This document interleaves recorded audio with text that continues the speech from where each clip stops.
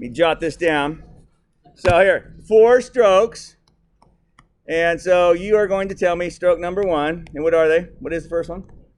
The intake stroke. Beautiful. Let's talk about the intake. What happens during the intake stroke? Oh, let's go. Let's go. Taylor here in the front row, my man. What happens during the intake stroke? That's why we're reviewing, by the way. Just FYI. That's good teaching, babe. All right, yes. So listen. So I'm going to say this. Air and fuel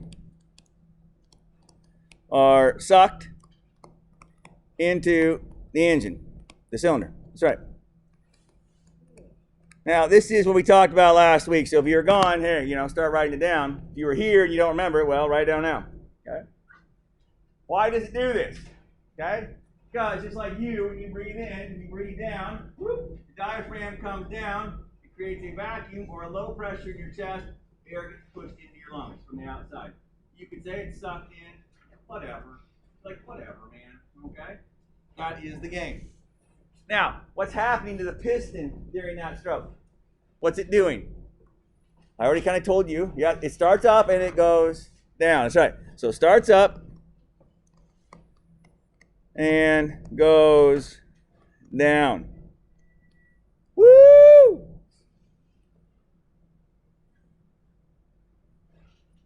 What happens next? What's my next stroke? Compression. So what's going on during the compression stroke, sir? Noah, hit me. Starts down, goes up,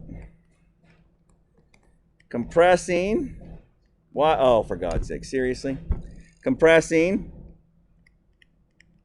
the air and fuel mixture. That's cool. And then what'd you say? Something about what? Nice. Just before the piston gets to the top.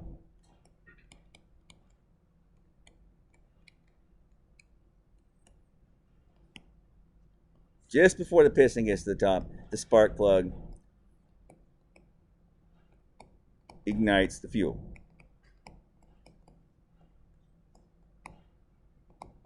I know, Groom's handwriting sucks. Mind you, this is the 3rd time I've written this in the last 2 days, okay? I'm getting a little tired of writing the same thing. I got 2 more times today, and I'm happy. All right, here we go. No, I really do. Whatever. It's a good time. Teaching is a fun time. Now, it is important. It is imperative. It is a must, friend, that the spark happens at the appropriate time. That's if I light the fuel too soon here. If I light it and the piston's only about halfway up, what's going to happen? Let's think now. When you light some fuel, wait, watch. Woo! Yes? Woo! That's going to create a bunch of pressure, yes? Which is going to act down on the piston. But the piston's trying to come up. Is this going to be good? It's not bueno, senor. No bueno. What if I wait too long and the piston's already coming down? Then the woo is like trying to catch up to it. That's not very good either. No. I want to light it so that the woo, which is not instantaneous, yes? It does take a little bit of time, like milliseconds of time, but it takes some time. I want it to happen so that I light the fuel on fire just before I get to the top. Because what I want to happen is the woo to hit the piston just as it's ready to come down, yes? And if you recall, it's exactly like back in the day on the kindergarten on the swings, right? You got that idiot friend of yours, don't mention her name, and she'd always push you wrong. Here, push me. And you're still coming back and she's pushing you like, just leave me alone. I'll do it myself, you loser. Because she's slowing you down. They're also the person's like, hey, I'm going to push, and they push too late. And you're like, well, that's not helpful at all. I'm already going away from you. No, you got the person who's in the perfect time. What happens? All of a sudden, you're like on a rocket ship, aren't you? Yes? Because they're pushing at just the right time when you're ready to go forward. Yes? That is why this timing is so important. What'd you find out? You know? No, not fitting. Okay, I'll look at it later then. Okay, what I'll probably end up doing is taking a little bit of heat to it. Yeah, good, no break. All right. After the hose is off, I forgot we had a car we gotta go get new oil change on. I want done this for you before I forget. Next. Yeah, you'll have to drive it over. Ben can do the work, but I got to get it in here. All right, cool. Now, what's the next stroke? Eric, what's the next stroke? Intake, compression. Power, baby. The one we all came for. You think about it, this is why we do it. Yes? All right? This is why we are doing what we're doing. This is the whole reason we're burning fuel in engines, to make power, to do something. I don't know, to make my little bicycle go down the road because I'm too lazy, so I put a little two-stroke on, or whatever. All right? We're gonna use some electricity at the cabin, so we put the old generator on, do our thing. Whatever it is, we're doing this for that reason. What happens during the power stroke, Dakota? You know, it's funny. I said Dakota. I meant Taylor. It's funny because all of a sudden the wrong person started talking. It's okay. That's right. I'm glad you said that. So what happened? The gas and fuel mixture. I'm sorry, gas, fuel. The fuel and air mixture does what? Burns. You didn't say it right. Rapidly! Yes? And then what does that do for us, Paige, when it burns rapidly? I can't hear you, dear. Oh, yeah. And it forces the piston down.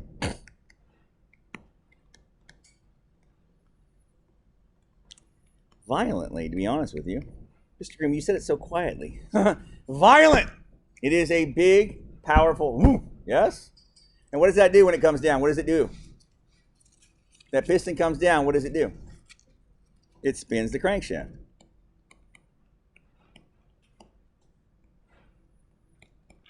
And remember, everything that's going to be interesting about our engine is going to happen on the end of the crankshaft, yes?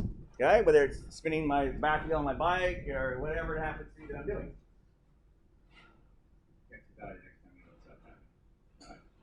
Keep an eye on him and do this once. There's too much to do. Ah! Now, exciting. Now, what was the piston doing, by the way? Oh, it forces the piston down. So I guess the piston started where?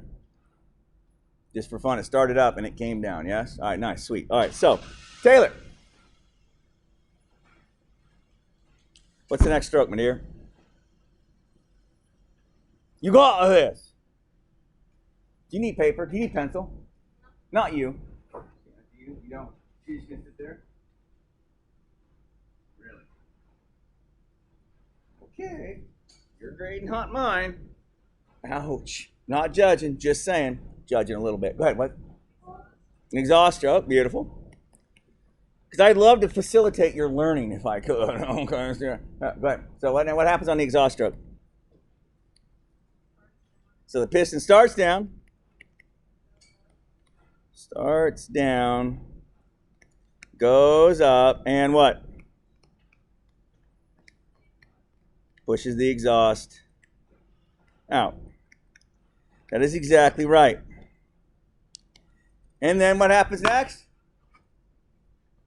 What happens next? Do it again. Right? And again. And again. And again. Right?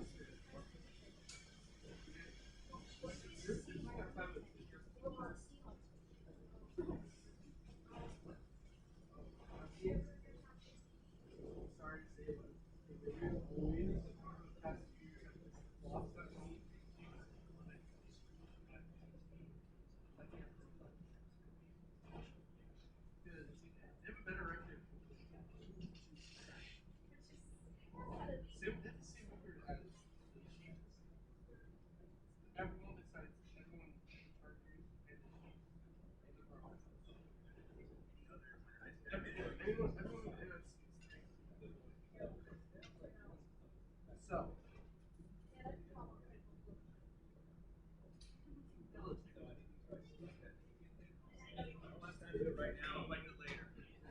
Text me if you make any more misfires. Alright, here we go. Apologize. Here we go. Now, there's too much to do. You ever know what the teacher has to do this at the same time? It's ridiculous. Now, hi, I'm back, everyone. Now, let's do this. Now, yesterday we talked about this. We said, listen, if I'm out riding my bicycle, here I am. Yay. It's one of these big jobs. Nice. Seat, whatever.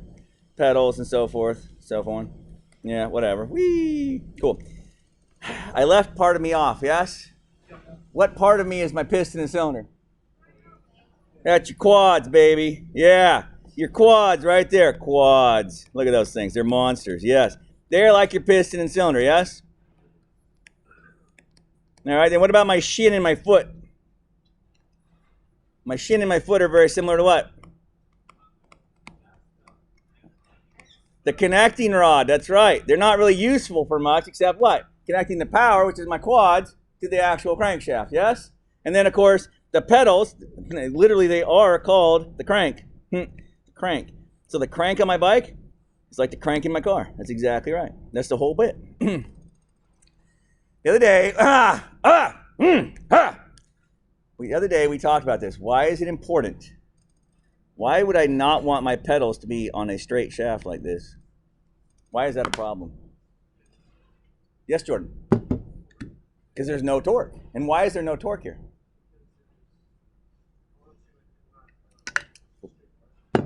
Well, you're right, but why? Because torque by definition is what? What times what? You got this. No, I know he's got it. I'm on it. We're waiting for you, dude. We got you. Force times what? Force perpendicular. But force, yes, times what? Shh. Force times what? My man's got this. Now, a while back, Mr. Groom we were talking about different, like this ratchet versus this breaker bar. The length of what, sir? The length of the lever, yes? How much of a lever do you have if it's a straight pipe like this, a straight shot? 0. And anything times 0 is equal to 0, which means you will get 0 turning force. Does that make sense? No torque. The thing will not go anywhere. Does that make sense? That is why it has to be this way. Yes, sir. Cylinder. Right here?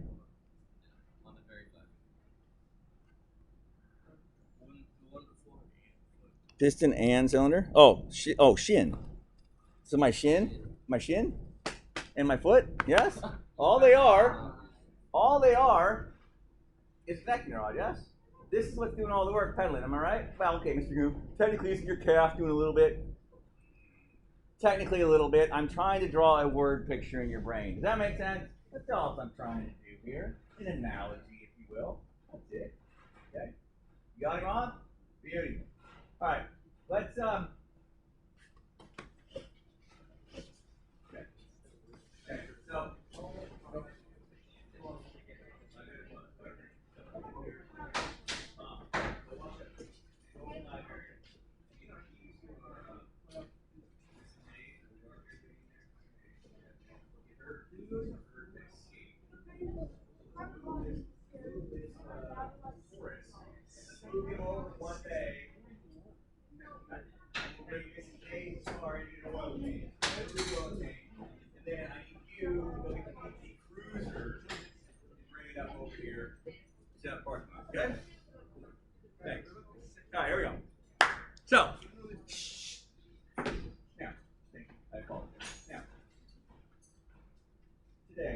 to talk a little bit more about how this process works.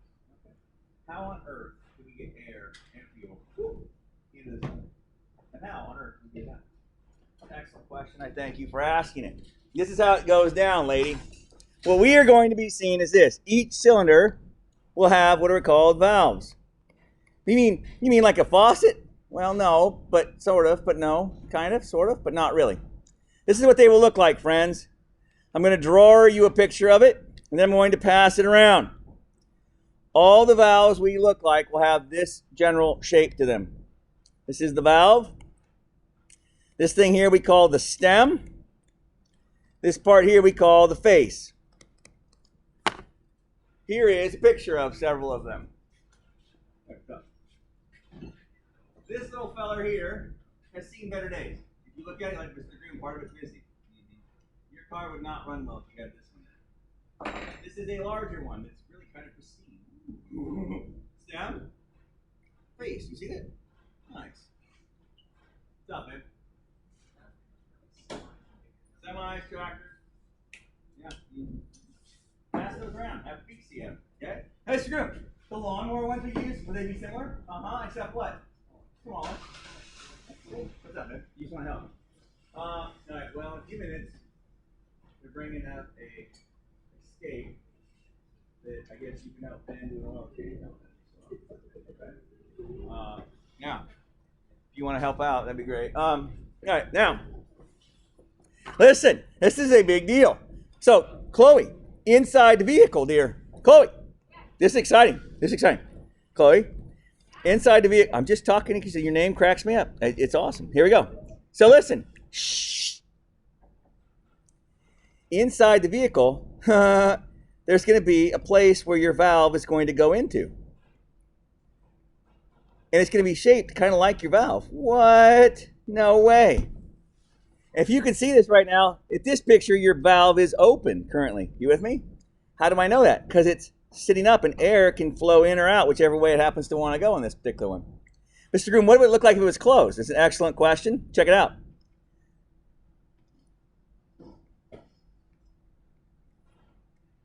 Wait, so the valve came down and it closed it off. That's exactly right. Mr. Groom, what is this area right here where it sits? It's literally called the valve seat. That's right. It's easy. It's easy. Because why? Because that's where it sits. That's what it sits on. Now, so you're telling me that all my valve does is it goes up and then it comes back down. Yeah. Now, shh. Today, we're going to talk about how they're located, where they're located, how they work, what operates them, what opens and closes them, and when exactly they're opened and closed. Okay? All of those things are a big deal. Notice they're not a hard thing. They're just it's a big concept. We need to get this going. What's up? Mr. Barnett doesn't have to. He didn't bring it in. That's totally fine. Okay, so Thomas is getting the little escape. They're going to bring it in. You and Gunner go ahead and start changing the oil in that. Your oil's back here on the back counter. It's that 5. There should be 6 quarts, I think, in a filter right here. You guys get going on that, and then I'm going to have Thomas do some other checking on something else. I guess that's what we'll do for now. Thank you. Okay, now, friends, this is exciting. Now, as you can see, this is, obviously, I do it from a 2D view. Yes, I just do this and this. You with me? Isn't the valve seat going to be round so this whole thing pumps into it like so? Obviously, I think that's pretty clear. Over time, will this face get kind of worn off? It will. And then, if it was got, hypothetically, this is hypothetical, I know you don't have any. What if I had like some zips and I got like a little mark where the zip used to be, like a little hole right there? If that happened on this face, could some air escape past that over time? Would that be an issue for us? At some point, yeah, we get too worn out, yeah. So what we'll do is we'll actually do a valve job. We'll actually clean these spaces up so they're nice and pretty, and the valve seats up so they're nice and pretty, so this seals perfectly tight every time. Again, open, close, open, close, open, close. How many times a second is it going to do that? A lot. Wait, he's going to do this and this and this super fast a zillion times. Yes. What if it opened the wrong time? Would that be an issue for us? I feel like it would. So a couple things. one thing I want to mention is this. And I've mentioned it a little bit before, but think back to the fire triangle. What were the three corners of our fire triangle? What were they? Do you remember? So oxygen or fuel or air, if that makes you happy. Yep. What else? Fuel. And what's the other one? Oxygen, fuel, and heat. Now, in an engine, you're going to want to jot this down. In an engine, I need oxygen and fuel, obviously. I need heat, but I get it in a different way. Compression is where we get our heat from. Picture this, and if you get triggered, don't picture this, but, kind of picture this.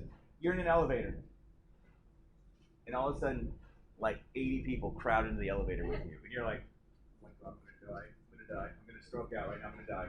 What is happening to your internal body temperature when this happens? It is going through the roof. Why? Because you are compressed. Am I right? Now, is that anywhere near as compressed as you would be if you were swooshing the cylinder? Yeah, I don't think so. Okay? But picture those little gas and air molecules that are inside the cylinder. They just squeeze. They're gonna wish they were in the elevator with you and your 80 buddies. Okay? They are getting squeezed to death. That's where the heat's coming from. Compression. But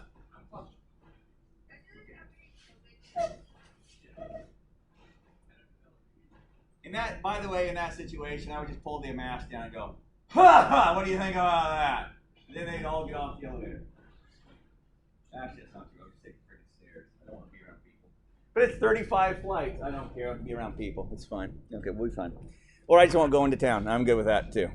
Now, listen. There's your fire triangle, yes? You see it? Do you see them? Now, there's two more things. We need spark.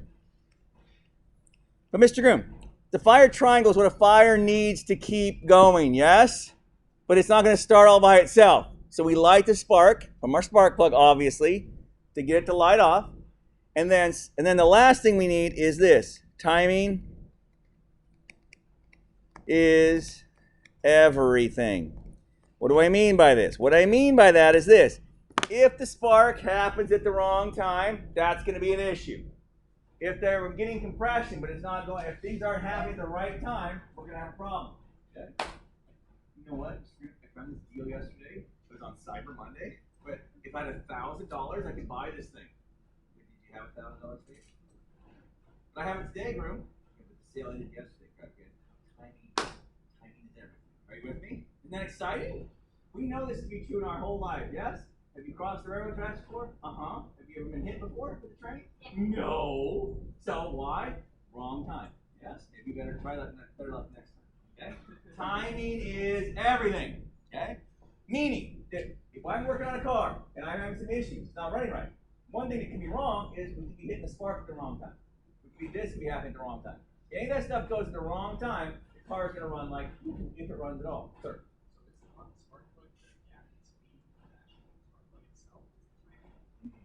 No, that's an excellent question, by the way. So the gap on the spark plug that's just if I don't have a gap, then it will not make a spark. That gap is important. I make a big enough spark to light fuel. Okay, if it's too close of a gap, it won't make a big enough spark. It won't ignite fuel.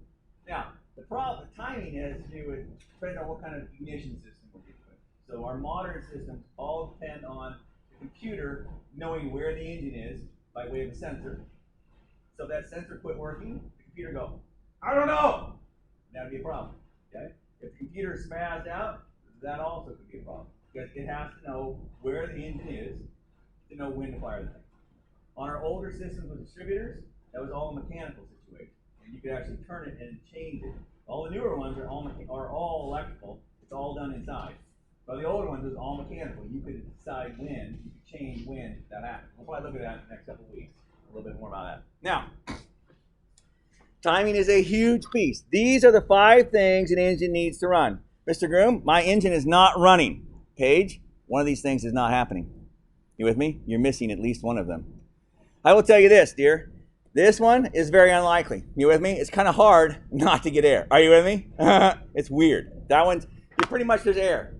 Mr. Groom, I was trying to run my lawnmower inside of the chamber in my house like a vacuum chamber. There's no air in it. Well, that's not gonna work. Okay.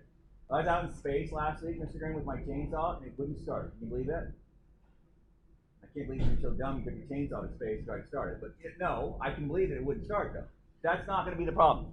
This one happens all the time. It ain't got no gas in it. All right? Happens all the time. Or there's a problem with the carburetor or something. It's not getting enough fuel into it. Okay? Compression. As the engine gets worn out. Okay? If my valves were worn out, these valves are all pitted and gross. Would it allow air to get past them?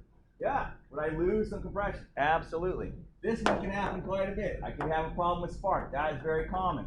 Timing is less common, but it could happen. Any one of those 5 things, we're going to have issues. Okay? Perfect. Here's your PT cruiser keys. Hey, thanks for the wild goose chase. There's 2 mistakes. Carla's daughter in the office and another one in the media center. Yeah, in the library, that's Carla's daughter. There's another one in the media center over here. That's media center. No, it's not. It's an affordable now. I'm sorry. Okay, listen. They've been trying to call it the media center for 20 years. I will never call it the media center. It's the friggin' library. Okay? I'm sorry. What? Computers, tapes, videos, and film strips, and Mr. Grimm, you're old. I know, and books! Anyway, so personally, I call it the library. You do you. Okay. But whatever. Anyway, there we go. Now, these are the 5 things an engine needs to run.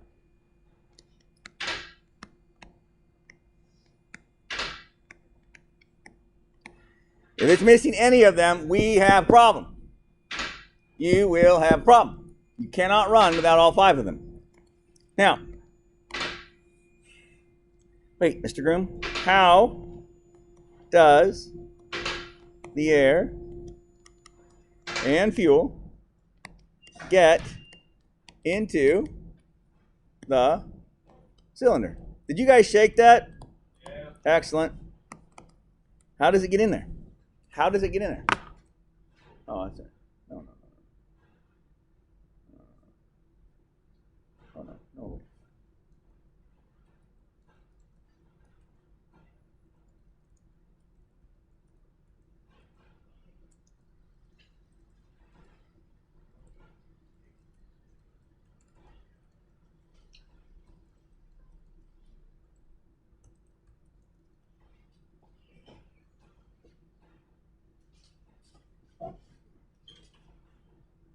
Okay, so here's the answer to this question, friends.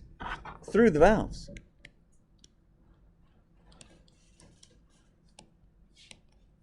Okay, that's how it gets in. That's how it gets in and out. Now, Mr. Groom, let's chat about this for a minute, Mr. Groom. If you go back to this page here, what's up, babe? You need the keys? Oh, where are they? Some idiot must have left them on the counter or in a cupboard somewhere. Are they hanging in a cupboard somewhere? They must be hanging in a cupboard somewhere, the keys. I don't see them over here. Okay, listen, friends. Let's go back to the intake stroke. Listen, air is sucked in during this stroke, yes? How does it get in? Well, because the intake valve is open. Does that make sense? You're bringing stuff in through the, intake valve. Now, you're going to want to jot this down because from now on, when we talk about the strokes of an engine, from now on, we're going to add, oh, you can't see that, can you? One moment. Betsy doesn't like me today. Groom's getting a little peeved at this dumb machine, to be quite honest with you. What's up, babe? All right, hook up, I think the Autel one. The scope, or the scan tool rather, and what I'm looking for is it's having a problem with correlation between map sensor and throttle position. Okay, so yesterday with the small snap-on, it was giving me millimeters of mercury for vacuum in the engine. I'd prefer PSI, thanks. Okay, so find me one that gives me map in PSI. And so I want to look at that a little bit more. I cleared the code yesterday. I want to see that it came back. It should have come back. P00 6.8, I think it is. And then I'll probably have to come look at it later, but I want to see if that one has PSI on that at all. Because what's happening is when you're pushing down, Marcy goes, oh, you're like at 50% throttle, but the change in the map sensor is not corresponding to it. So we need to figure out what's up with that. They're not happy with each other. So listen, here it is, friends. During the intake stroke, the intake valve is open. I want you to jot that down. It's kind of a big deal. We're adding on to our strokes here. Okay? We're adding on. Okay? Now, again, you need to be able to get air in and out. So something has to open, yes? So when I want air to get in, I'm going to open the intake valves. All right, that's cool. Okay? Now, question. Which valves are open during the compression stroke? Mr. Grimm, I don't know. Which valves are they? Yep, stop. Yesterday, somebody told me the compression valve. I'm like, that doesn't even make sense. Okay? But think for a minute. As this piston comes up, if I'm going to compress something, don't I have to kind of push against something? Like, for instance, you go to Taylor and like this, I'm going to compress you, Taylor. And I just start pushing him. He just keeps moving away from me, doesn't he? He's not getting compressed unless I do what? I'm not going to hug him. But if I did hug him, I'd be pushing against something, yes? So the idea here is to compress something, you have to be able to push against something, yes? And so, could any of the valves be open? If the valves were open, I would push stuff right back out from whence it came. So in this case, under the compression stroke, both valves are closed. Don't worry, Taylor, I'm not going to hug you. That's just weird. I mean, it feels weird. I don't know. Maybe it's not weird. It just feels weird to me. Okay? It is weird. That's what I thought too, babe. Yeah. Now, listen, people. Listen. I light the fuel on fire, yes? It pushes the piston down. But I feel like, what's going on with those valves? Are they going to be open or closed during the power stroke? What? Closed. Why? You're absolutely right, but why? Think about this. There's going to be a woof, yes? What? If the valve was open, what happened? It would woof back out through the valve, yes? It wouldn't push on my piston, would it? So during the power stroke, both valves are closed.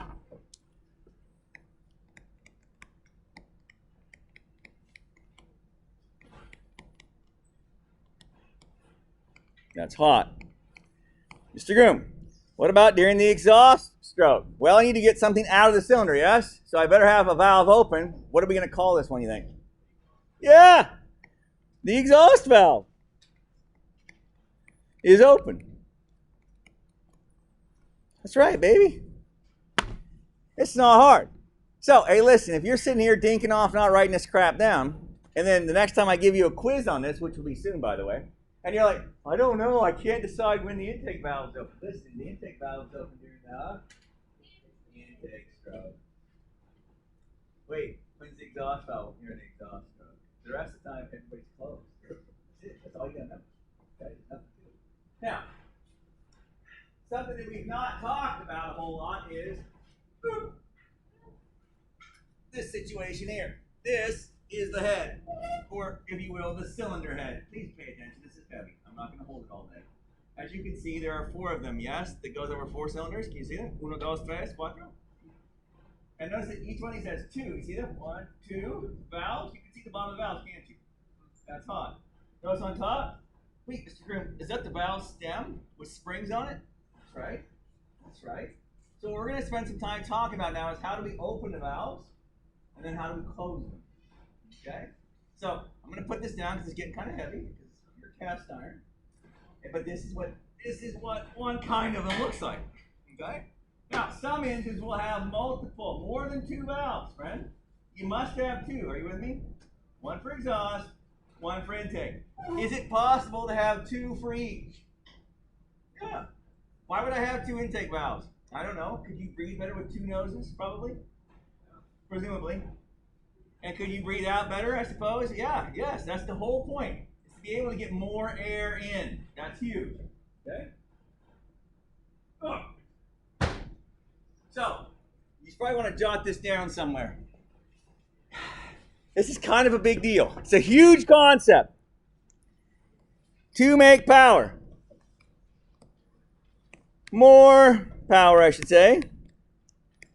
We need to burn more fuel.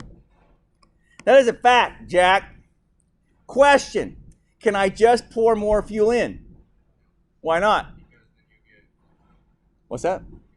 You will get black smoke, which is amazing. And what does black smoke always mean?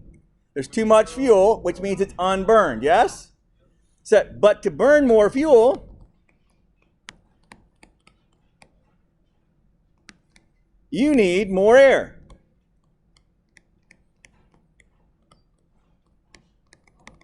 That is a fact. That is a huge fact. So, you've heard of turbochargers. Oh, yeah, those sound cool, Groom. They are. This is like this. You're going to go for a run, Paige. Paige has a hard time breathing when she runs. She's not great in shape. So what Groom's going to do is Groom is going to take a oxygen mask and strap it to her face and turn that baby up to about 12, 15 psi. And we're just going to blow more oxygen into her nose while she's running. We're going to force more air into her body. That's what a turbocharger does.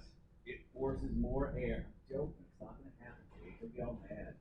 Look, that's what a turbocharger does, is it forces more air into the cylinder. If there's more air in there, I can burn more fuel, I can make more power. Okay? That's called forced induction. We'll talk about that much more later on. You're forcing more air in. Okay? Superchargers are the same exact principle. We're forcing more air in. I've heard of nitrous oxide. Is that similar? Well, what you're doing is you're spraying a gas in that has oxygen molecules on it. Okay, which means you're adding more oxygen, so guess what? You can burn more fuel, and you can make more power. All of those things are enhancing how much power you can make, because in order to burn more fuel, I need more air. I need more oxygen, specifically more oxygen, yes? That is the whole point. That is a big deal. So why might this engine have 2 intakes and 2 exhausts? Because I can breathe in more air, because it's got more area to bring it in through, and I can breathe it out better as well. By the way, if I was pumping oxygen into Paige's body like that, just like, ah! At some point she might blow up like a balloon, because I doubt she can expel it as fast as I'm pumping it in. Are you with me? So, the idea that you can bring it in, you can only bring in as much as you can get out. Can you stop talking, please? Thanks. Okay, does that make sense? You can only bring in as much as you can get out. So, oftentimes you will see two intakes, 2 exhausts. Sometimes you'll see 2 intakes and 1 giant exhaust, whatever. The idea is, trying to enhance how much air we can get in and out of the cylinder. That's the whole point of what we're doing. Okay? That is a big deal. Okay? So the ones I showed you over here on this particular head were just standard, one exhaust, 1 intake. Okay, but you can have multiples beyond that. You need to have 1 of each at least. Okay? Now, obviously at some point, Paige, it'll look ridiculous. I've got like 75 itty bitty little intake valves. That's weird. Okay, so typically 2 is the limit. Okay? Now, here is the game. What opens the valves? Okay, the question is that, the answer is the camshaft. Wait, the camshaft, isn't that thing you've been talking about incessantly for the last 6 weeks, Groom? Yeah, that's the one. This little plastic doodah right here. That's right, baby. And so what happens? Where's my valves? So what's going to happen is this. As this thing turns around, these little lobes, these little bumps here, are going to push my valves up and down. Okay. So when we draw this baby out again, here's a plastic one. And then here is one out of a V8. This is out of a Chevy. Just FYI, it doesn't make any difference. They all look like this. If you look, this is a V8. These 2 go to one cylinder. These 2 go to another. These 2, these 2, these 2, these 2, these. Screw, there's 16 lobes, right? 2 valves per 8 cylinders. Yeah, 16 total. Okay. Whoa. There you go. Don't drop this on your foot. Well, let me tell you this. If you're going to drop it on your foot. Don't drop it on the ground. They are brittle, even though they don't look like they're that brittle. Okay? So don't drop it on the concrete. I don't want to hurt my shaft. But please, if you're going to drop it somewhere, drop it on your foot. Okay? Now, on the cam. Shh. It's a big deal. You will see these bumps. These bumps are called the lobes. Yes, you're responsible for this. Write it down. This bottom part is called the base circle. Wait, that one's got like 16 lobes. I know. They all look the same. Groom, what are you going to change differently on that plastic one next time? Are you going to make some of the lobes a little taller? Yeah. What's that going to do? What's going to open my valve a little taller up? If I did that to you, could you breathe a little better? Potentially. If I open the valves a little more, could I get more air in? Yes, potentially. Okay. Could I keep the valves open longer? Yeah, that would help too, wouldn't it? No, wake up, please. You're freaking me out. Okay. I have to be awake. You need to be awake, sir. Okay. Now, we're going to change this. We're going to change about when they open as well. So, watch carefully. This is, in essence, how they work. Now, let me just say this, Paige. What I'm going to draw for you right now is never shows up exactly like this in an engine. Are you with me, dear? Does that make sense? Paige, are you listening? Not Paige, I'm sorry. Faith. I want to make sure Faith. I get Paige listening. Faith, I'm going to draw you a picture here. And I want you to be clear that the picture that I'm going to draw you is never happening exactly like this in an engine. But what I want you to see is that this is what's going on, although it's not a direct measurement. For instance, how many of you have a phone app where you can look at something that's going on in your house home right now? Yes, you do, don't you? Yeah. And if the dog was crapping on the floor, you probably could just log in and yell at him over your phone. No, but you could call the neighbor. Hey, my dog is crapping. No, they're crapping on the trampoline in the backyard. You saw it. You watched that. Hey, go over. You call the neighbor. Hey, you go over and yell at my dog because he's crapping on the trampoline. Yeah, okay, that's weird. Sure, I'll do that. You're like, wait, I'll have mom do it. So you call mom, mom doesn't answer. You text mom, mom. You Snapchat mom, mom doesn't answer. Freaking ridiculous. She called the neighbor. Hey, you go tell my mom to go yell at the dog for crapping on the trampoline. Yeah, okay, that's not weird at all. Sure, I'll do that. You, sir, are deciding when the dog gets yelled at. Are you with me? Although you are not actually yelling at it. Does that make sense? Okay, what's happening here, the camshaft is responsible for opening and closing the valve. It does not do it directly. Are you with me? So what I'm going to draw for you is the idea of this. So here is the game. This valve is closed. You can see it's closed because what? It's nice, sitting nice and tight down the face, yes? Now watch it.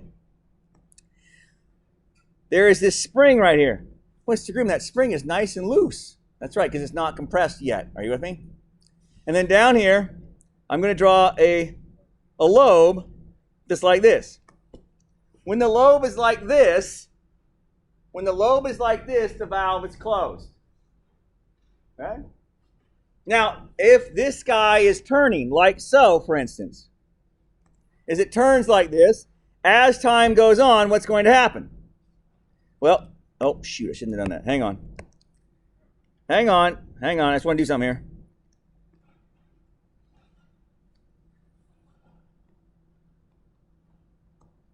Mr. Groom, you suck at art. Yes, I'm well aware of that. Thank you. Glad you noticed. Okay?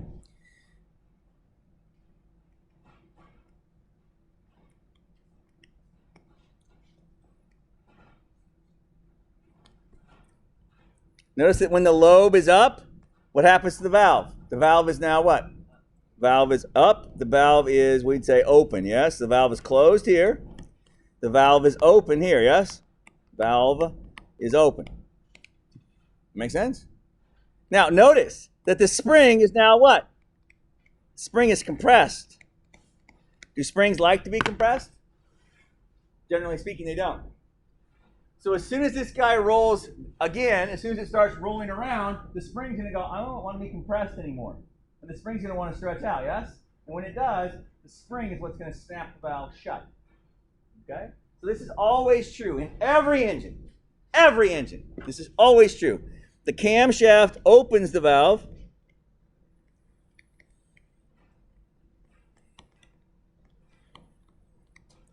And the springs close the valve.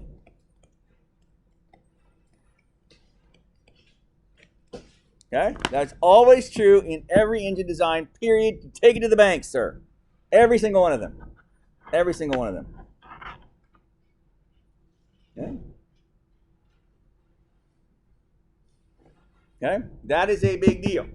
Okay? Now, what we're going to chat about here for the next little bit is how there are three basic different designs. Okay? In all those designs, The camshaft opens the valves, and the springs close the valves. Again, the dog gets yelled at for crap on the trampoline, whether you do it yourself, whether you yell at your brother to go yell at the dog, whether you call your neighbor to go over and tell your mom to go outside to yell at your brother to yell at the dog. You are responsible for yelling at the dog, yes? Yes? You're the one who decided to yell at the dog. The camshaft will be deciding when the valves open and close. Are you with me? That's when it happens. There's going to be some extra monkey motion in between. Hey, I want to yell at the dog to where the dog gets yelled at.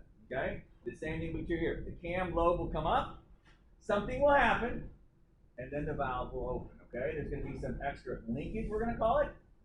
Okay? But it's that idea that, he called his grandma to go yell at the dog. Okay?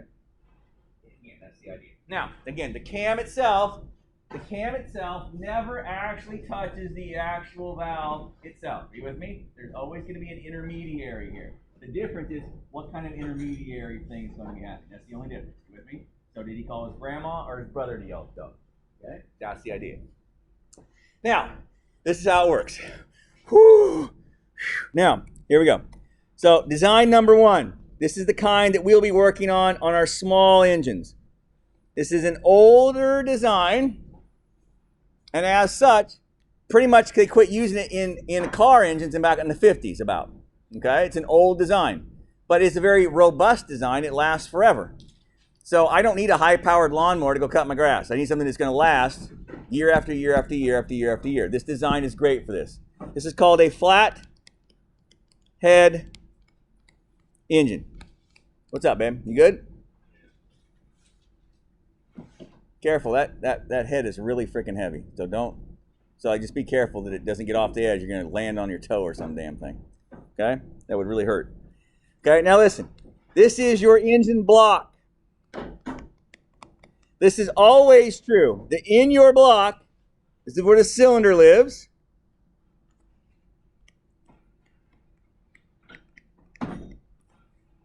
This is where the pistons live. This is where your connecting rod lives. Cylinder's there. Piston is here. There you go. Sorry. Connecting rod. And then, of course, down here somewhere is your crankshaft.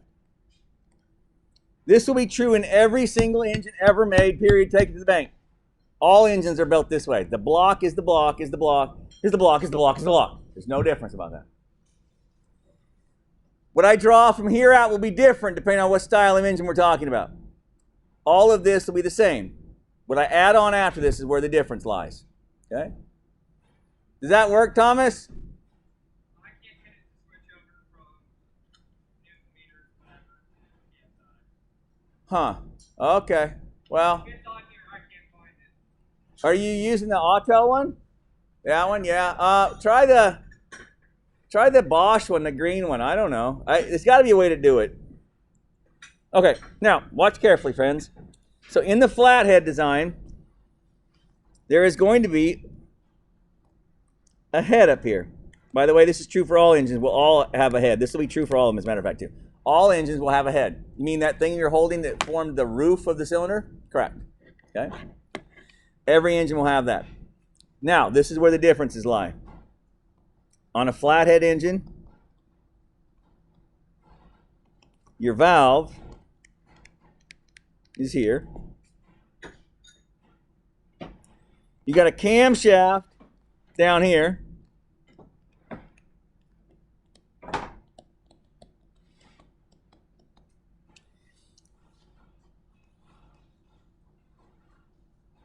And you have this thing called a lifter that rides. It's just this little piece of metal that rides on the camshaft. And so the camshaft pushes the lifter up and down, which then pushes the valve up and down. Are you with me? The valve is not touching the camshaft. Are you with me? It's a very simple design. And in this case, I want you to note this. On a flathead engine, the valves and cam live in the block. So when anybody says to you, hey, this is a flathead engine, then friend, I'll tell you right now, the valves live in the block, so does the camshaft. They all live in the block. Where's the Bosch's OBD for? There's that green thing with a cable on it in there. It's a big paddle. Yeah, it's not right by it because I'm dumb jerk face. I almost said something bad. Put it on a different shelf yesterday, I noticed. And I didn't put it back because I'm a horrible person. I think it's on the third shelf down, maybe. I don't know. I saw it yesterday and it irritated me, but I was in a hurry, so I didn't move it. What are you guys looking for? You got it figured out? You guys get it figured out? You good? You stuck? It's not coming off? All right. All right, cool. Now, I would like to take a minute to talk about this for a second. Mr. Groom, I'm sorry, I'm back this train up. What's the only thing in the engine that's being driven? In other words, what's the thing in the shaft, in the side of the engine that's actually being pushed or driven around? What part? Well, the piston pushes down, but it spins the crankshaft. That's right. So listen, between the crankshaft and the camshaft, there will be a connection of some sort. You with me? It'll either be gears, or a belt, or a chain. Okay? One of those three things. So, in the case of your lawnmower engine, where's my little plastic camshaft? Where'd that guy go? There it is. In the case of your small engine, there's a gear on the crankshaft. It'll run the gear on the camshaft, and they'll turn like this. Okay? On our newer cars, it's almost always with a belt or a chain. Okay? But in either case, the crankshaft spins the camshaft. Okay? And they're tied together. Okay? Somehow. Okay? So when we do this, keep that in mind. This is, again, an old design. It's a flathead engine. This is an engine. This is a head off of a flathead engine. It's like literally flat. Is that what they call it? Flathead? Yeah. Mm-hmm. Hey, there's nothing up here. It's literally just a lid. That's right. It's a lid over the top of the cylinders. These little cutouts right there at the bottom. See these little cutouts right here? See those two? That's where the valves come up from the block into the head when they open. You see this? They come up. They open up. Oh, well, that's not hard. No. This is a different design. That means it's very heavy, by the way. Okay? It's heavier than it looks like for being like empty. That is the oldest design. Again, went away in the 50s in cars pretty much. But for small engines, it's still being used today. It's very, very robust. It works just fine. Okay? It's not a hot rod engine. You will never make a zillion mounts of power with it. It just works. The second one is this. Again, everything on the bottom is basically the same in terms of, hey, I got a cylinder and a piston. Whatever. Cool. I got a connecting rod. I got a crankshaft. Whatever. Hey, look, I got a head. Hey, that's exciting. I got a block. Hey, that's hot. Now, this design was the next evolution back in the day. You're going to wake and write this down, please, Chloe. Thank you. It's kind of a big deal. I don't care if you take a picture of it, but at least pay attention to what's going on. Okay? Now, here's the game. The camshaft is going to be down here again. It's exciting. What? There's his lobe or something. Okay, great, whatever. Now, is it still going to be driven with a chain or a belt? Sure, or gears, sure. But here's the difference. The valves are up here now. Wait, what? Yep. What? How is it going to... Wait, what? This guy, this lobe, is going to open and close that valve up here. That's correct. How is it going to do that, Groom? Well, let's draw a picture, shall we? I'm going to move the lobe over to the side for right now. There's going to be a lifter here, just like before. And then there's going to be this long, skinny rod that comes up like so, to about the same height as your valve, by the way. There's still a spring on this guy. And then there's going to be a little piece right here, and then there's going to be this arm across here, which is called the, it's called the rocker arm. Rocker arm.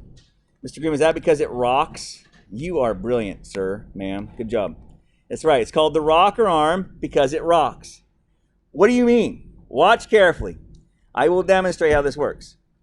If the cam lobe comes up,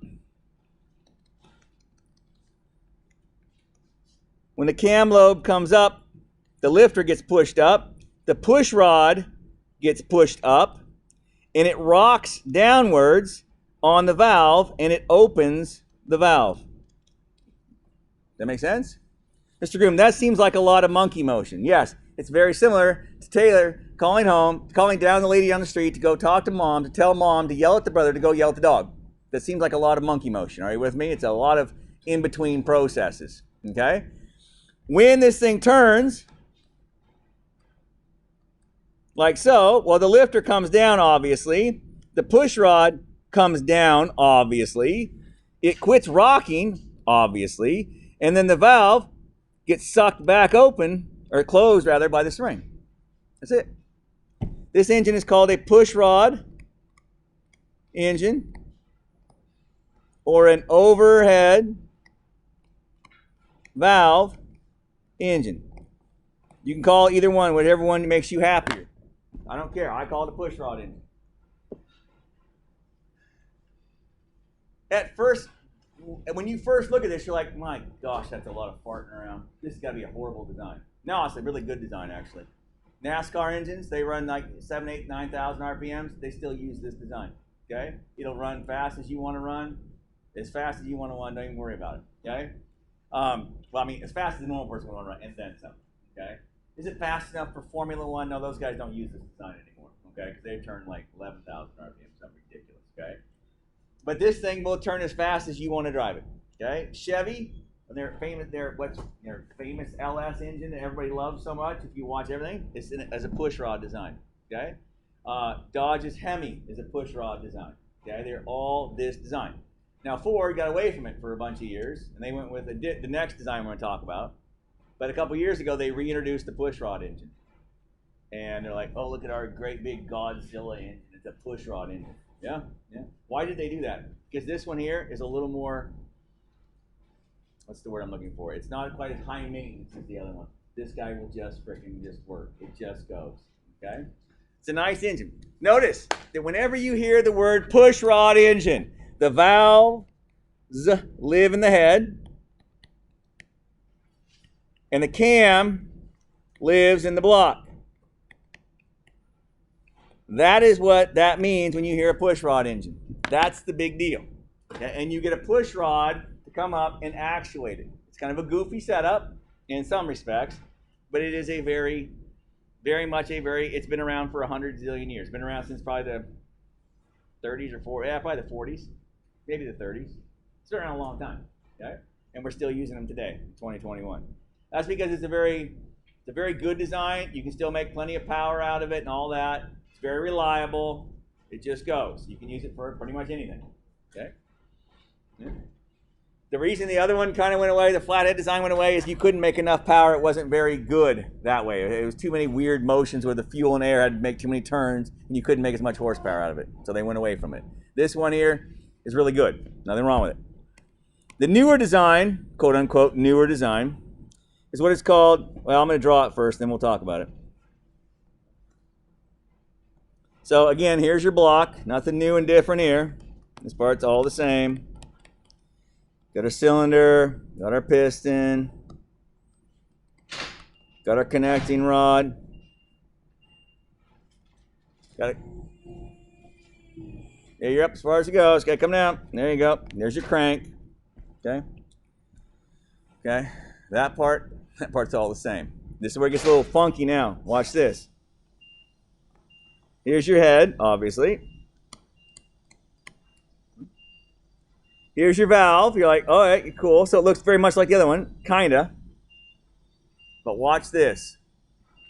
Watch Groom put a camshaft up here. What? The cam is up here? Yes, the cam is up. It lives up in the, I should have drawn it better. The cam lives up in the head. So the cams, that's a shit. I'm sorry, let me fix this. That's just embarrassing. I mean, I'm a crappy artist, but I should be able to do better than that. The cam lives in the head this time. Well, that's weird. Now, Paige has a great question. Mr. Groom, how in the devil is this crankshaft going to turn this camshaft? With a chain or a belt, my dear. You with me? It's just a very long chain or belt. Are you with me? Yeah? And as such, does it have a possibility to stretch quite a bit because it's really long? Yeah, because the longer it is, the more stretch there's going to be in it, yes? Because every little piece of it stretches, the entire thing's going to stretch. So as a result, what we're going to see is that there's going to always be a tension on that to keep the tension on it. So it always, even though it stretches, it keeps putting the tension on it. Paige, I thank you for asking that question. Now, Paige, this is how this works, my dear. You need a way to get this lobe, wherever it is, this lobe right here, I guess, to make this valve go down. How in the devil are you going to do that? It's an excellent question.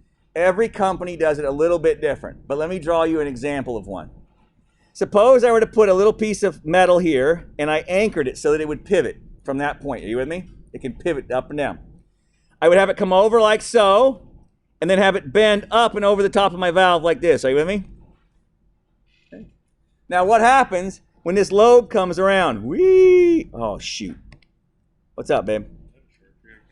Sharpie. On the far... How many courses did you put in? It's 5.7. Excellent. Yeah. So over by the shop, by the old classroom door, there's some Sharpies on that desk over there. I'm just going to redraw the picture a little better here, if you don't mind. Okay. It's the same picture. I'm just going to redraw it over here. Okay. Here's my valve, and isn't that cool? My valve is closed. My valve is closed because my cam is sitting something like this. Does that make sense? The lobe is up.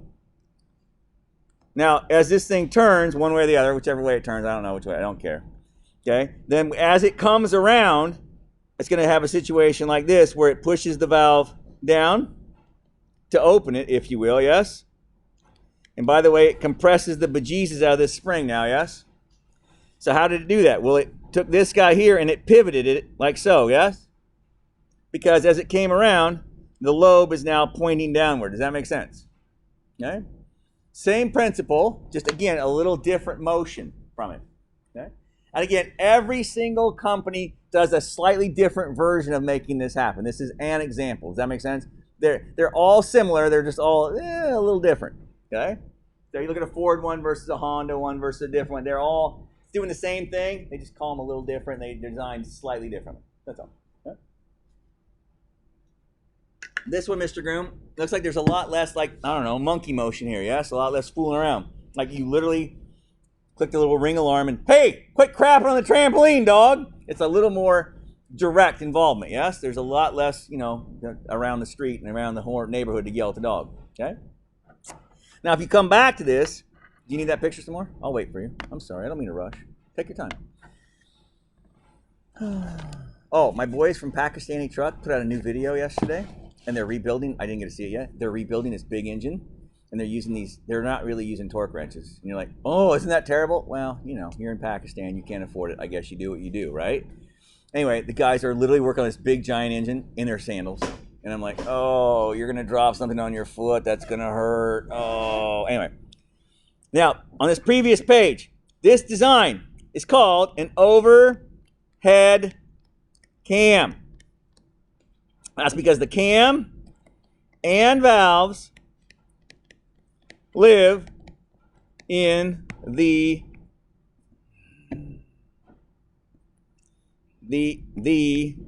head. Okay? The cam and the valves live in the head. This is an overhead cam design. This is the newer design. Mr. Groom, my mom has a 2018, pick a car. You almost guarantee it's this engine. You got a little Ford Focus, Mr. Groom. Cool. Got this engine in it. Right here. Right this one right here. Right here. Right here. Mm-hmm. I got a Honda Accord. Sweet. You got this engine right here, babe. That's what you got. Okay?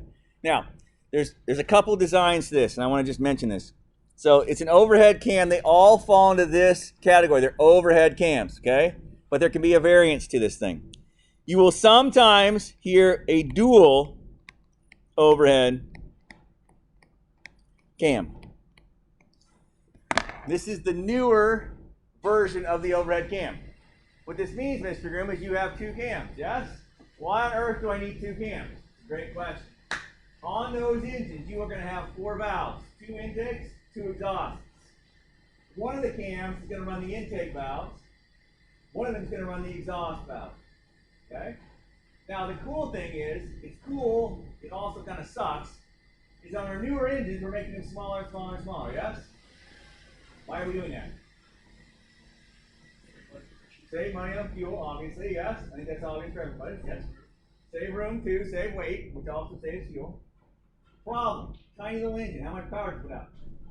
Not much. But what we can do is this. We can have the engine automatically go, oh, you want more power? We can adjust when the valves open relative to one another. What? It's as if I've changed the camshaft in that engine. It can behave differently at low idle taking off, like you get on the highway, for whatever reason, you waited until the car was coming right at you. You know that old shop teacher's coming toward you in his Bronco. You're like, I'm going to wait till he's right here, and then I'm going to gun it right in front of him. Because you're weird. Good job. And you want your little car to take off like a bat out of heck. The car senses that. It adjusts the camshafts to produce the most torque so you get the best acceleration off the line. That's good. Now when she's driving down the highway to see Grandma down in Sacramento or somewhere, she's flying her road, doing her little thing, listening to her Snapchats and all this crap. And the car goes, oh, you're just getting the best fuel economy. Let me adjust the camshafts to give you the best fuel economy. It's pretty cool. You're like, isn't there going to be some problems with that sometimes? Yeah, you know it, dude. The fancier things get, the more problems you're going to have. Okay? But that's the newest version of what's called dual overhead cam. Now, I'm going to give you two acronyms. So if you hear OHC, that's overhead cam. Okay? If you hear SOHC, that's single overhead cam. We don't see that very often. Okay? If it's either overhead cam or it is DOHC, dual overhead cam. Okay? They are all the same basic premise. Cams and valves live in the head. You with me? That's all the same premise, but there are slight different variations of it. Okay? So if you see these acronyms, that's what they mean. We will see DOHC a lot. We don't see this one very much anymore. When this first became a thing, we would specify, hey, this is a single overhead cam engine or something. That was kind of a marketing ploy by companies back in the day. Ford did it a lot. Then it kind of went away because it became the standard. We quit talking about it. You know, like, oh, I have a belly button too. Because everybody was doing it. It was just kind of weird. Okay? If I get a dual overhead cam, I'm going to make a note of that. Okay? So DOHC. Two cams. Dual overhead cams. All right. So one last thing I want to say, and then I'm done talking. It's one small thing. God, he's almost done. Yes, I know. Almost. This is the last thing. You with me? This is the last thing, friends. How many times, who turns faster, the cam or the crank? Who turns faster? Let's think about this for a minute, shall we? Let's just think through it. How many times does the crankshaft go around to do all 4 strokes? 2 times. And we know that because the piston started up, it went down, it came back up. That's 1 revolution. Down and back up, that's 2 revolutions, yes? So the crank makes 2 revolutions. Now let's think about it. This little feller here is responsible for opening the valve, yes? So if this were the intake valve right here, right now the intake valve is open, yes? Because the lobe is up. You see this? Now as it turns around, okay, oops, it goes this way. Turn, valve came down. Hey, we must be about the compression stroke or thereabouts, yes? Keep going, we must be on about the power stroke or thereabouts. And now this one comes up and we're on the exhaust stroke, and then boom, we're back to intake. Are you with me? How many revolutions did this... Whoops. How many revolutions did this camshaft make to do all 4 strokes? 1 revolution, that's right. So who turns faster? The crankshaft turns twice as fast. The crank turns twice as fast. Is that always true, Groom? Every time, take it to the bank. I don't care what engine you're talking about, it's always true. Always. So what you're going to see when we start looking at some engines, next time we meet, we're going to do some show and tells. Hey, look at this engine. Oh, isn't this cool? What you're going to see is this. You're going to see a sprocket down here, or a gear down here on the crank. And you're going to see a camshaft up here like this. Mr. Groom, it's as if this guy up here is twice as big as this bottom guy. That's right. You want me to go park this now? Well, you're going to want to move the PT Cruiser and the lift arms and stuff, but yes, that'd be swell. Thank you. Did the timing light, did the oil light get reset? Yeah, I couldn't get it. Thank you. And new sticker too? Yep. Excellent. All right, so yeah, if you put the... Wait, what's Gunner doing? Is he licensed and insured? I don't think so. Let's get him out of that thing. Oh, for God's sakes.